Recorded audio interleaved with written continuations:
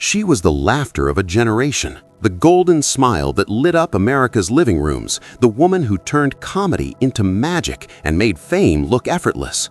Goldie Hawn wasn't just a star, she was a feeling.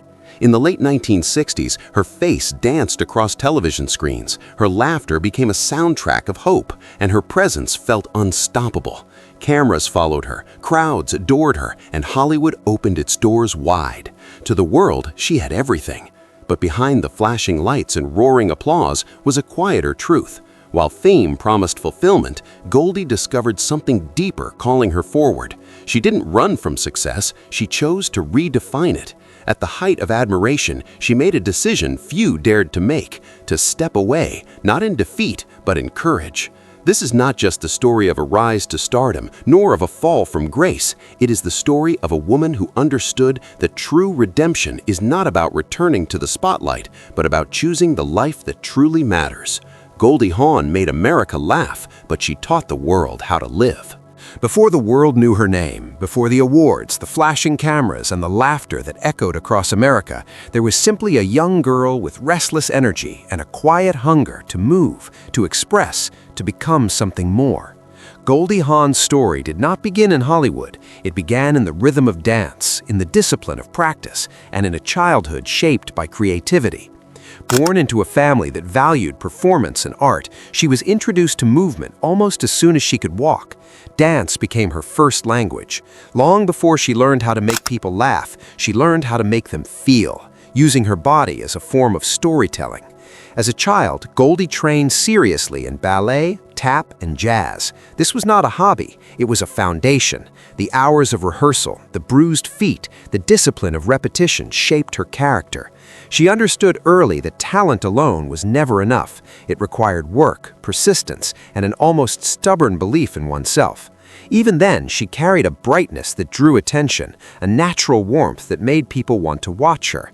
She wasn't trying to become famous, she was trying to become free. Free to express, to move, and to live inside creativity.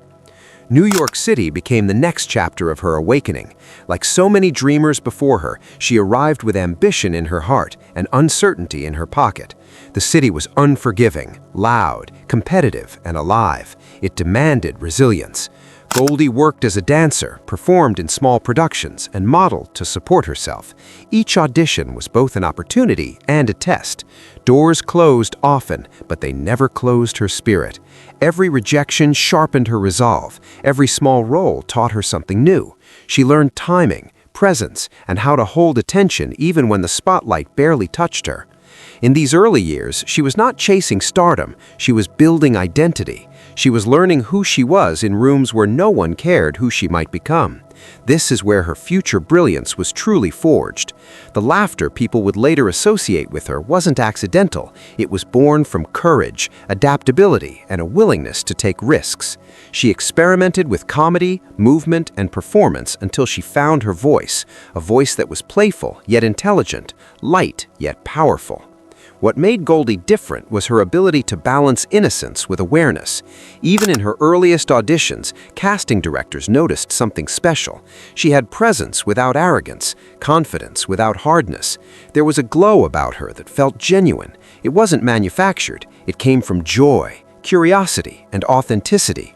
While others tried to fit into molds, she simply existed as herself, and that alone became her strength. Those first steps into professional entertainment were uncertain and fragile, but they were guided by instinct. Goldie understood that success was not a straight road. It was a maze of wrong turns, patience, and perseverance. She trusted that if she stayed close to what made her feel alive, opportunity would eventually find her, and it did. This early phase of her life is often overlooked because it lacks glamour, but it is the most important chapter of her rise. It is where resilience was planted. It is where discipline was learned. It is where confidence was born, not from praise, but from survival. Long before America fell in love with her laughter, Goldie Hawn had already mastered something far more powerful: belief in herself. When Goldie Hawn stepped onto the stage of Rowan and Martin's Laugh-In 1968, she didn't just join a television show, she entered a cultural revolution.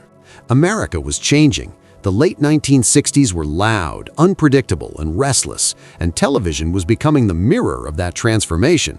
Laugh-In was not traditional comedy. It was fast, fearless, political, and wildly experimental.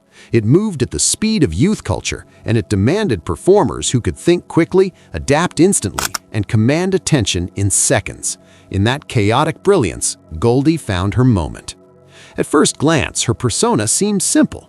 The bubbly, wide-eyed, ditzy blonde, laughing at her own lines, delivering jokes with innocence and spontaneity.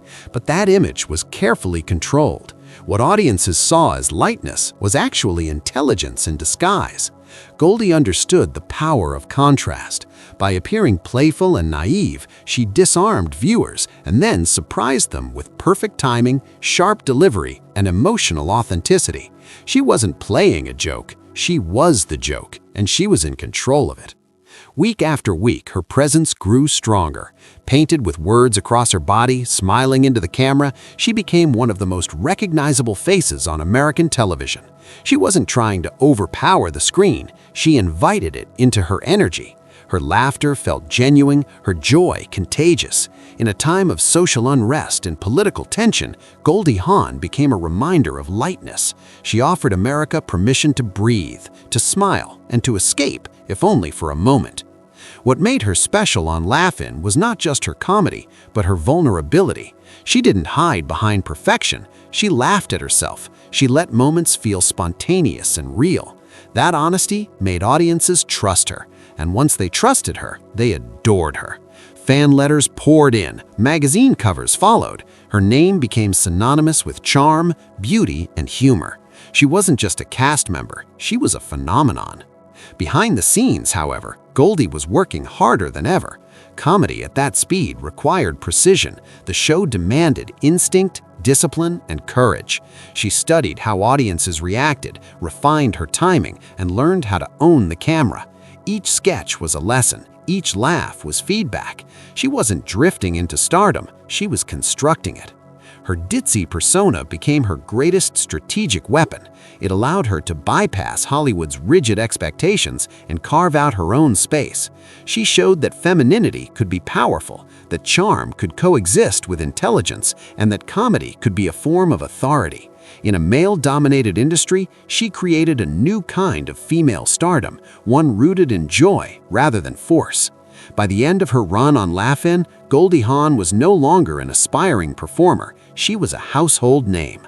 Producers saw her not just as a television novelty, but as a star ready for the big screen. The shift had begun. The girl who once danced her way into auditions had now danced her way into American history. This was her true breakthrough, not because she became famous, but because she proved she could command attention, shape perception, and redefine what a comedic actress could be. Laugh-In was her launch pad, and from it, Goldie Hawn rose not as a temporary sensation, but as a lasting force in entertainment. The moment Goldie Hawn stepped from television into film, the world expected her to remain what it already believed her to be: charming, funny, light, and disposable. Hollywood had seen it before. Television stars were often welcomed into cinema with polite curiosity and quiet doubt. Could they last? Could they deepen? Could they transform? For Goldie, this transition was not simply a career move, it was a test of identity. She was about to prove that behind the laughter lived a serious actress with emotional weight. In 1969, she accepted a role in Cactus Flower, a romantic comedy that would change her life forever. On paper, the character seemed familiar, playful, vulnerable, and emotionally open, but Goldie approached it with depth. She infused the role with honesty, sincerity, and fragility. She didn't perform comedy as exaggeration, she performed it as truth. The humor came not from gimmicks, but from human emotion. For the first time, audiences saw her not as a television personality, but as a cinematic storyteller. When the film was released, the reaction was immediate and powerful. Critics who once dismissed her as a lightweight were forced to reconsider. Her performance was praised for its warmth, emotional clarity, and natural brilliance. She had crossed a line few managed to cross so gracefully. And then something extraordinary happened. At just 24 years old, in her very first major film role, Goldie Hawn won the Academy Award for Best Supporting Actress. It was a shock to Hollywood. It was a revelation to the industry, and it was a transformation for Goldie herself.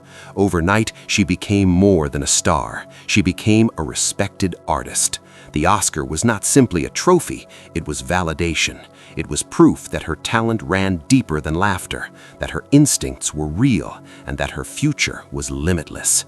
The image of Goldie holding that Oscar became symbolic. It represented the power of reinvention. A television comedian had become an award-winning film actress in less than 2 years. It was a reminder that brilliance often hides behind simplicity, and that underestimated women, when given space, redefine the room.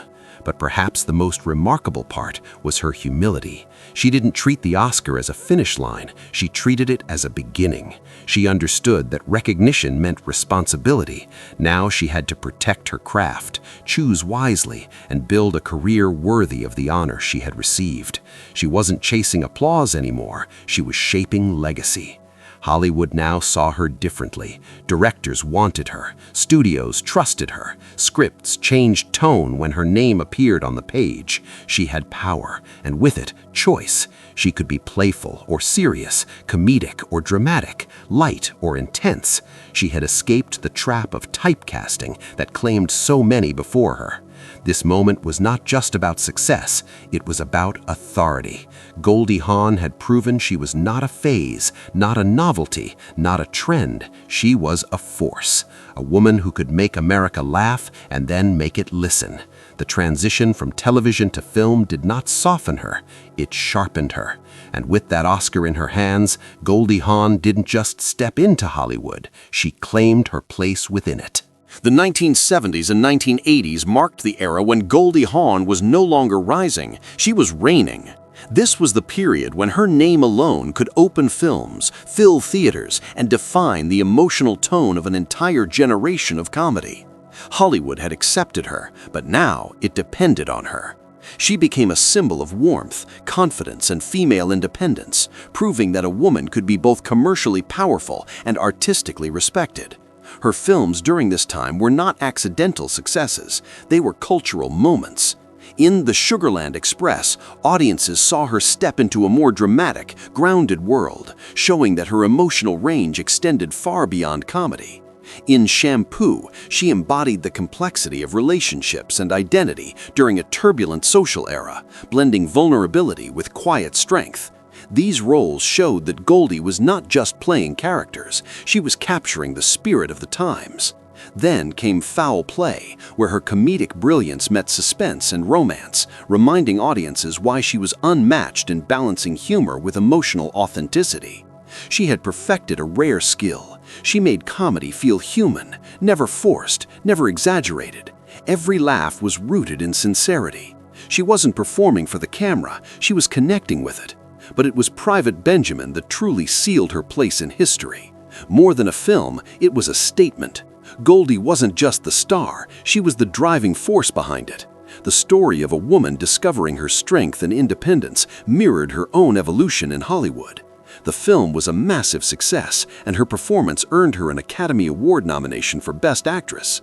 That nomination carried special meaning. It proved she wasn't only an Oscar winner in supporting roles, she was a leading woman in every sense of the word.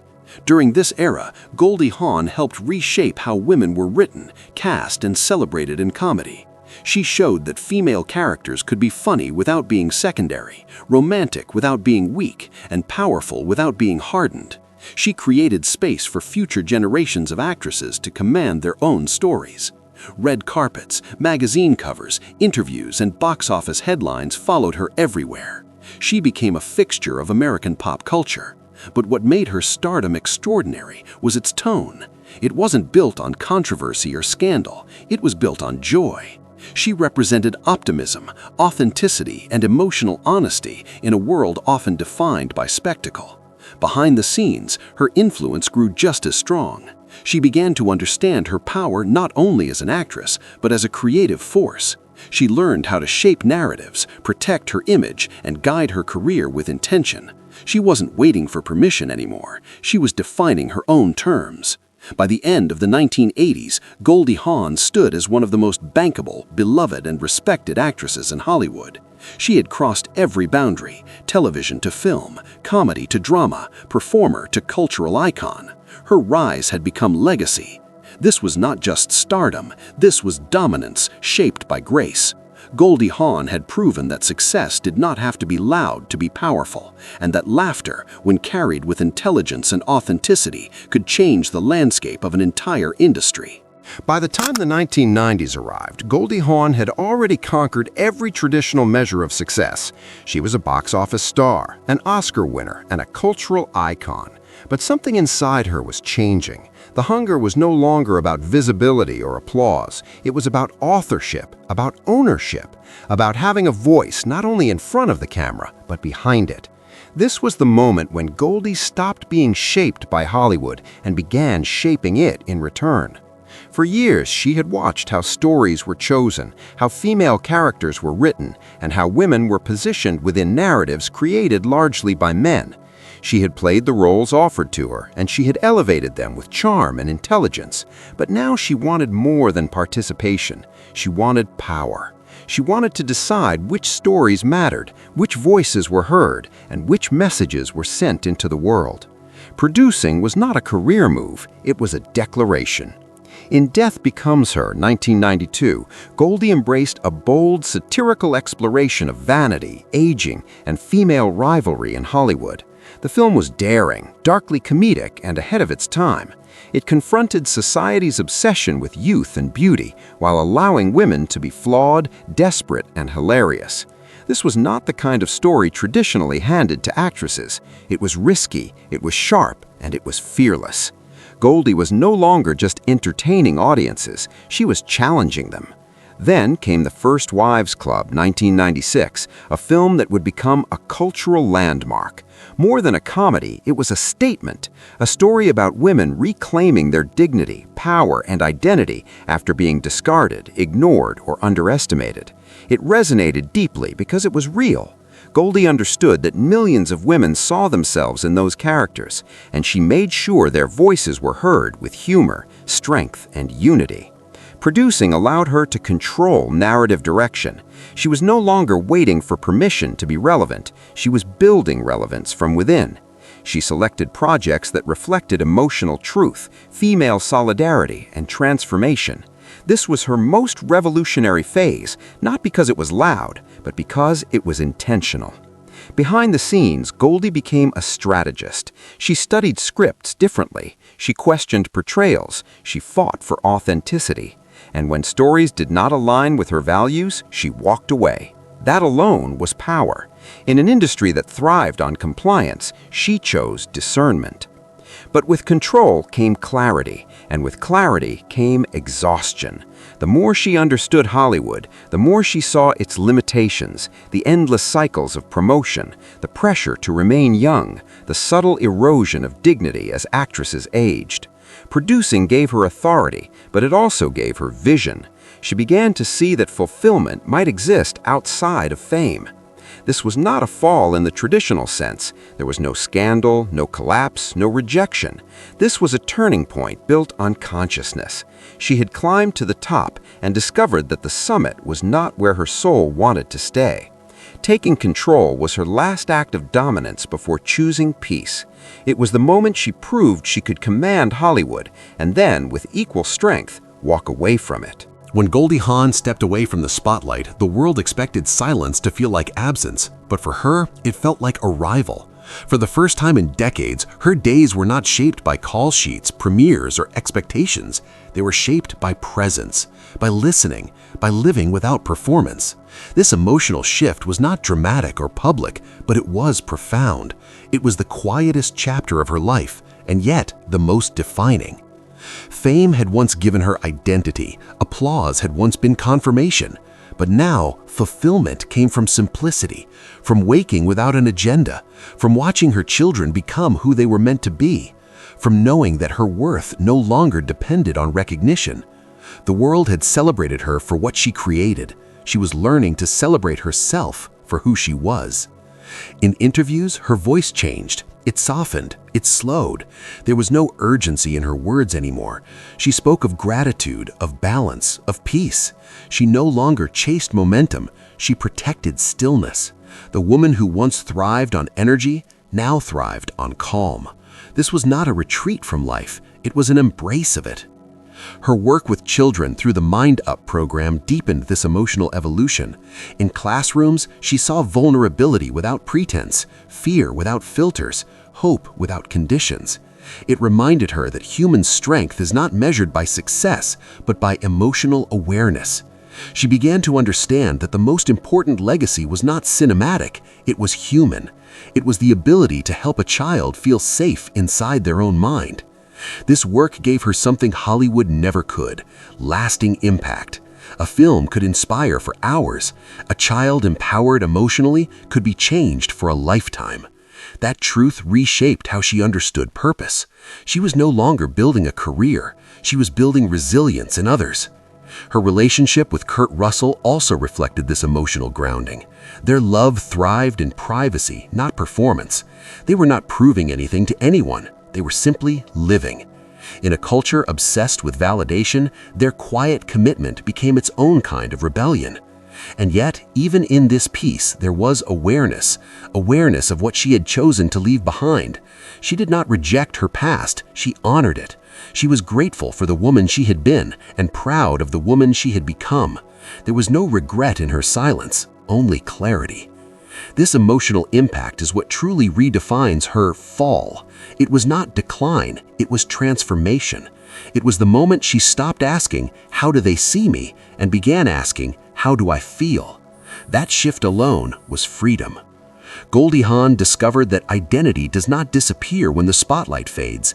It becomes sharper, more honest, more real. She learned that fulfillment is not loud. It does not need witnesses. It only needs truth. In stepping away, she found herself, and in finding herself, she completed the most powerful role she would ever play, being fully, unapologetically human. After 15 years away from the bright glare of movie premieres and studio cameras, Goldie Hawn returned not with hesitation, but with intention. The world had changed, Hollywood had changed, and she had changed. Her decision to re-enter acting was not about reclaiming fame or proving relevance. It was about joy, timing, and the alignment of heart and craft. When the offer came to co-star with Amy Schumer in the comedy Snatched, Goldie recognized something rare, a project that honored her comedic instincts, respected her presence, and allowed her to step back into storytelling on her own terms. Snatched was more than just a film, it was a symbolic passing of the torch. Amy Schumer, representing a new generation of comedy, sought out Goldie not merely for star power, but for mentorship, for connection, for the continuity of a comedic lineage. Goldie's participation was deliberate. She didn't appear in every scene, nor did she dominate the narrative. Instead, she infused every frame she inhabited with the skill, timing, and warmth that had made her legendary decades before. Her comedic timing, honed on the manic pace of laugh-in and polished through years of film work, remained razor-sharp. Each pause, each laugh, each expression was a reminder that true artistry never fades, it evolves. The reunion of Goldie with the public felt like the homecoming of a beloved figure. Audiences who had grown up watching her discovered her once more, while a younger generation witnessed the effortless magic she had always commanded. Critics noted that she hadn't just returned, she had returned transformed. She was no longer just the ditzy blonde the world had once adored. She was seasoned, measured, and confident in the nuances of comedy that only years of experience could provide. Her presence was a bridge between eras, the bright, carefree 1970s icon and the modern, self-possessed artist who had walked away from Hollywood on her own terms. Yet perhaps the most striking aspect of her return was its intentionality. Goldie chose this role not because the industry demanded it, but because it resonated with her. She appeared not to reclaim a throne, but to participate in a story that mattered, to engage in a form of creative expression that aligned with her life's rhythm. The film itself, a chaotic, irreverent adventure, mirrored the spontaneity that had defined her career from the beginning, but now grounded in wisdom, empathy, and joy. Snatched was not just a comeback, it was a celebration of choice, a statement that timing matters more than pressure, and that the right role can honor both past and present. Goldie Hawn reminded the world that a true return to the screen is measured not by quantity, but by resonance. Each laugh, each shared moment with Schumer, each scene on screen was a gentle affirmation. She was back, on her own terms, and the artistry of joy had never left her. After reintroducing herself to the world with Snatched, Goldie Hawn's next chapter in her comeback was not about reclaiming the spotlight. It was about joy, family, and storytelling that felt intimate and genuine. This phase came to life with The Christmas Chronicles 2018 and its sequel in 2020, where she stepped into the warm, magical role of Mrs. Claus. For decades, Goldie had embodied comedy, charm, and independence, but this role offered her something new, a blend of her legendary screen presence with the comfort of home, love, and shared experience. Appearing alongside Kurt Russell, her partner both on-screen and off, Goldie's return to acting took on a deeply personal resonance. The chemistry between the two was effortless, grounded in a relationship that had thrived quietly and steadily for decades. On set, their playful banter, laughter, and mutual respect mirrored the warmth of the story itself. For Goldie, acting alongside Kurt was not a professional obligation, it was a joy. It was a reminder that film could be fun, collaborative, and reflective of life's small pleasures, rather than driven by ambition or necessity. The Christmas films allowed her to explore a different side of performance, one infused with whimsy and love rather than critique or satire. Mrs. Claus was a role that embodied warmth, kindness, and a nurturing spirit, qualities Goldie herself cultivated in her private life. Every scene she inhabited radiated sincerity, the kind that comes not from rehearsed technique, but from lived experience. Audiences didn't just see Goldie Hawn returning to film, they felt her presence as a comforting, wise, and playful force, a storyteller who could bridge generations. These films also demonstrated her evolving priorities. Unlike the frenetic pace of her earlier career, she chose projects that were meaningful, that connected to family, and that allowed her to balance work with the life she had built away from Hollywood's constant demands. She wasn't chasing box office numbers or awards. She was curating experiences that honored her happiness, her relationships, and her legacy. In Mrs. Claus, Goldie found a character that felt authentic to her own journey, a role where she could embody joy and guidance, creativity and care without compromise. Moreover, her presence in the films created a subtle mentorship. For younger actors and viewers, Goldie represented a model of grace and longevity in an industry that often discards women with age. She showed that one could take a break, focus on personal growth, and return with intention, energy, and relevance. In a sense, her Mrs. Claus was more than a holiday figure. It was a symbol of choice, of empowerment, and of the power of returning on one's own terms.